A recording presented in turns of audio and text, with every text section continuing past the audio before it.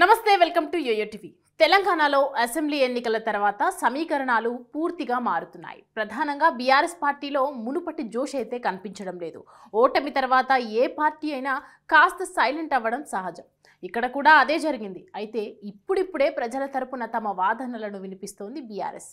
ఎంత వినిపించినా వాటిని పట్టించుకునే నాథుడే లేకుండా పోయాడు. ఇప్పటికే కాంగ్రెస్ సర్కార్ బీఆర్ఎస్ హయాంలో జరిగిన అవకతవకాలను ఒక్కొక్కటిగా బయటపెడుతూ వస్తుంది. ఇందులో భాగంగానే మేడిగడ్డ బ్యారేజ్ మేడిపండు లాంటిదని తేల్చేసింది.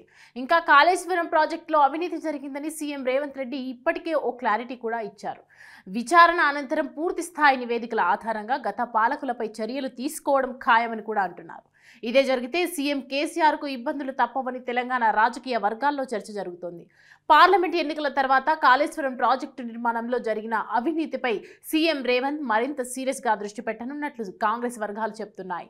త్వరలోనే పార్లమెంట్ ఎన్నికలు జరగనున్నాయి. ఈ సమయంలో మాజీ సీఎం కేసీఆర్ పై చర్యలు తీసుకుంటే ప్రజల్లో సానుభూతి వస్తుందని, తద్వారా ఎన్నికల సమయంలో బీఆర్ఎస్ కు ఏదో ఒక మేరకు మేలు జరిగే అవకాశం ఉంటాయని కాంగ్రెస్ నేతలు భావిస్తున్నారు.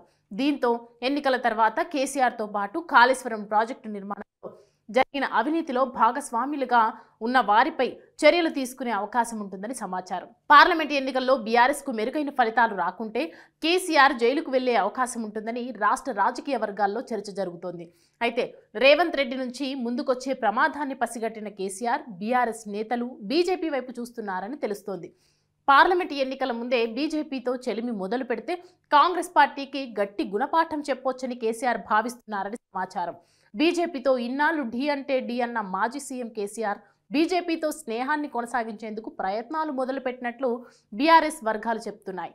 అయితే రాష్ట్రం, ఢిల్లీ స్థాయిలోని కాషాయ పార్టీ నేతలు బీఆర్ఎస్తో పొత్తుకు నో చెప్పేస్తున్నారు. అమిత్ షా, జేపీ నడ్డాలు మాత్రం ఆలోచిద్దామని చెప్పినట్లు సమాచారం. మొత్తానికి సీఎం రేవంత్ రెడ్డి దెబ్బతో మాజీ సీఎం కేసీఆర్, ఆయన అనుచరుల్లో ఆందోళన వ్యక్తమవుతోంది. ఒకవేళ పార్లమెంట్ ఎన్నికల్లోనూ రాష్ట్రంలో కాంగ్రెస్ హవా కొనసాగితే సీఎం కేసీఆర్కు ఇబ్బందులు తప్పవని అంటున్నారు. ఇదే ఎంతవరకు నిజమవుతుందనేది తెలియాలంటే కొద్ది రోజులు వెయిట్ చేయక తప్పదు.